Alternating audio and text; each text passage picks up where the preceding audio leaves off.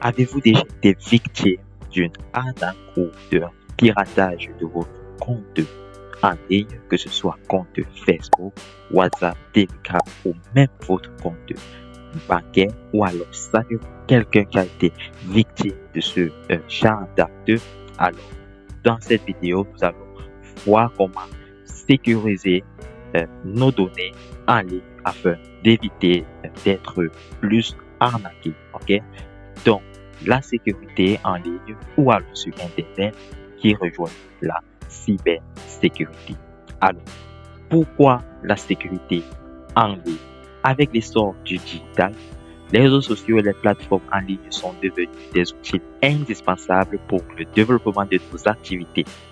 Toutefois, cette expansion s'accompagne de nombreux risques liés à la cybersécurité.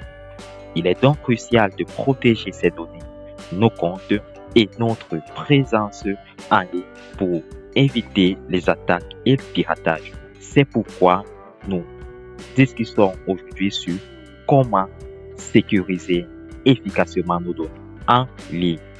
Eh bien, vous avez certainement entendu parler de cybersécurité. Alors, c'est quoi la cybersécurité?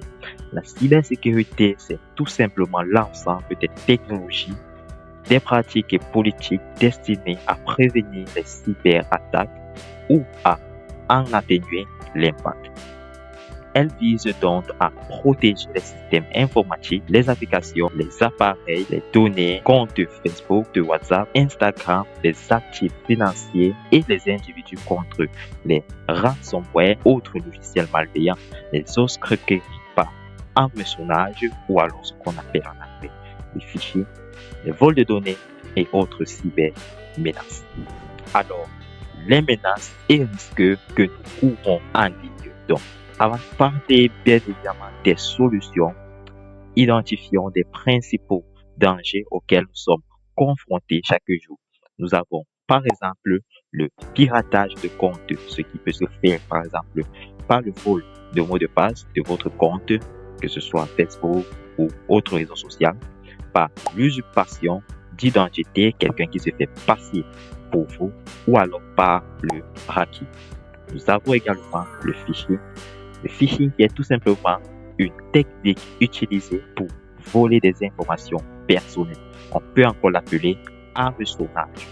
Nous avons également la fuite de données. Et oui, nos informations sensibles peuvent être partagées involontairement ou elles peuvent tout simplement être volées. On parlera de fuite de données. Nous avons également cette personne, ces faux profils et des arnaques. Nous avons également une autre menace qui est, les virus qui infectent votre ordinateur ou alors votre téléphone mobile, votre appareil et compromettent les données et les systèmes entiers de manière à rendre des logiciels inutilisables. Nous avons également des logiciels malveillants ou alors ce qu'on va appeler malware en anglais et les logiciels espions qui recueillent au fait des informations à l'insu de la personne et qui peuvent être utilisés à des fins personnelles. Sans oublier, n'est-ce pas, le cyberharcèlement qui est généralement utilisé pour menacer ou harceler une organisation, une entité ou tout simplement une personne.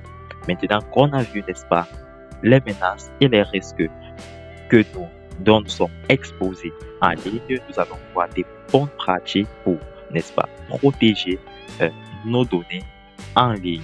Ok? Donc, la première des bonnes pratiques, il est essentiel d'adopter de bonnes habitudes pour sécuriser ces informations, que ce soit personnelles et professionnelles. Nous avons par exemple utilisé des mots de passe robustes et gérés avec des gestionnaires ou un gestionnaire de mots de passe comme par exemple KeePass. Ok? Nous avons également, nous pouvons activer la double authentification de FA. Donc là, on parle soit de double authentification ou alors de multiple authentification. C'est ce qu'on va appeler MFA, Multifactor Authentication. Ok?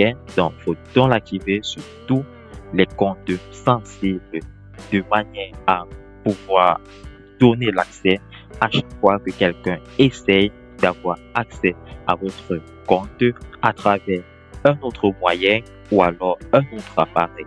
OK? Une autre bonne pratique, c'est d'éviter de cliquer sur les liens suspects et vérifier l'authenticité des sites web.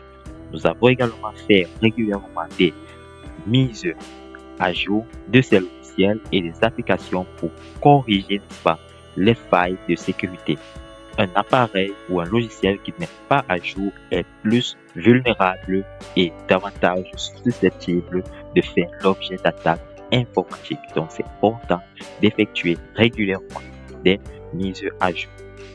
Éviter les réseaux Wi-Fi publics. Là, ça concerne des personnes qui se connectent sur des réseaux Wi-Fi qui sont ouverts, qui n'ont pas de mot de passe. Faut noter que cela, c'est très dangereux. S'ils peuvent s'avérer très utiles, les réseaux Wi-Fi publics sont une aubaine pour les pirates informatiques. Nous avons également contrôle de permission des comptes utilisateurs. Là, c'est par exemple si vous travaillez en entreprise, donner des permissions à des utilisateurs selon ce qui leur revient de droit de fait. Nous avons également sensibilisé son entourage, bien évidemment, sur les risques et adopter des pratiques sécurisées. Donc, nous avons vu les bonnes pratiques. Maintenant, on va passer en revue ensemble quelques outils et stratégies pour renforcer la cybersécurité. Donc, il existe donc plusieurs outils et méthodes pour assurer une meilleure protection en ligne. Nous allons parler d'un premier là qui est l'usage des VPN, qui signifie tout simplement Virtual Private Network. Pour ceci vous permet de naviguer en toute sécurité et masquer ces données de manière à ce que l'attaqueur ne peut pas connaître votre localisation actuelle s'il veut avoir accès à un certain nombre d'informations. OK? L'utilisation des antivirus pour protéger son appareil des logiciels malveillants. Aujourd'hui, nous avons tellement d'antivirus, OK, que nous pouvons faire usage tout simplement. Nous avons également les solutions de sauvegarde des données. Éviter la perte d'informations critiques. Ceci, vous pouvez utiliser des clés USB, des disques durs externes ou tout simplement le cloud.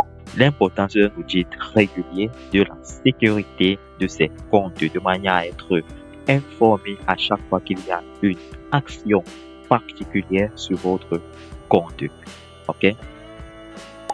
L'utilisation des pare-feux pour filtrer les sites que l'on consulte tout en limitant le trafic internet entrant, sortant ou à l'intérieur d'un réseau privé. Nous avons également un usage de différents mots de passe pour chaque site. Ceci pour limiter les dégâts en cas de piratage. C'est-à-dire, si j'ai utilisé un mot de passe pour mon compte Google, serait préférable d'utiliser un mot de passe différent de ce premier-là pour mon compte Facebook. OK? Il faut aussi noter les paramètres de confidentialité sur les réseaux sociaux, comment limiter l'accès à ces informations à des personnes publiques. Donc, je vous invite donc à faire un paramétrage sur vos différents réseaux sociaux afin que cela soit en votre convenance. OK? Donc, maintenant, conclusion et question. Donc, on va dire la sécurité en ligne est un enjeu majeur pour chacun de nous, que ce soit pour notre business, nos finances ou même notre vie privée. Nous devons être très vigilants et proactifs face aux menaces numériques. Alors, nous avons une question là. Quel problème de sécurité avez-vous déjà rencontré en ligne, que ce soit des cyber-menaces, des cyber-attaques ou bien d'autres? Utilisez donc la section de commentaires pour répondre à cette question. Rendez-vous très prochainement.